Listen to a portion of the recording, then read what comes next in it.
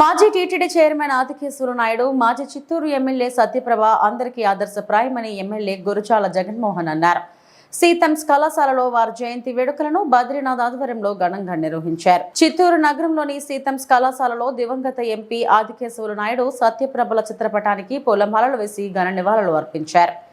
ముర్ఖంపట్టు junction వద్ద ఉన్న ఆదికేశవ నాయుడు విగ్రహానికి పూలమాలలు వేసి నివాళులు అర్పించారు.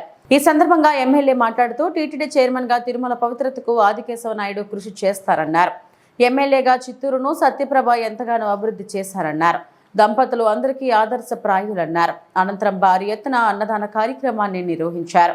ఈ కార్యక్రమంలో టీడీపీ మాజీ ఎమ్మెల్సీ దొరబాబు, మాజీ మేయర్ కటారి హేమలత, టీడీపీ నాయకులు బద్రీనాథ్, కాజూరు బాలాజీ, టీడీపీ నాయకులు, కార్యకర్తలు, కళాశాల ప్రిన్సిపల్, అధ్యాపకులు, సిబ్బంది పాల్గొన్నారు.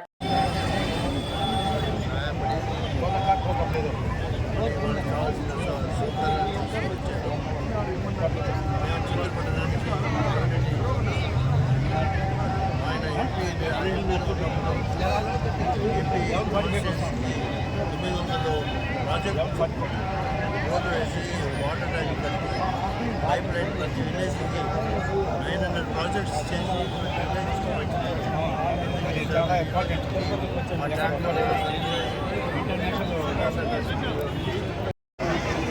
చిత్తూరు నియోజకవర్గమే కాదు, యావత్ ఆంధ్ర రాష్ట్రానికి సుపరిచితులైన ఆదికేశవ గారు, డికే ఆదికేశవ గారు, అలాగే వారి సతీమణి సత్యప్రభమ్మ గారు ఈ ఆంధ్ర రాష్ట్రమే కాదు, పక్క రాష్ట్రంలో కూడా వారి సేవలు, అలాగే సత్య సాయిబాబా దగ్గర నుండి ప్లస్ వారి ట్రస్ట్ ద్వారా చిత్తూరు నియోజకవర్గ ప్రజలకు అనేక సంక్షేమ కార్యక్రమాలు చాలా చేయడం, అతి ముఖ్యంగా మన పెద్ద ఆయన ఆదికేశవ నాయుడు గారు ఈ జిల్లాకే కాదు ఆంధ్ర రాష్ట్రానికి మన టీటీడీ చైర్మన్గా ఉన్నప్పుడు తిరుమల పవిత్రతను కూడా ఎంతలా అభివృద్ధి చెందే విధంగా పాటుపడ్డారో మీ అందరికీ తెలుసు.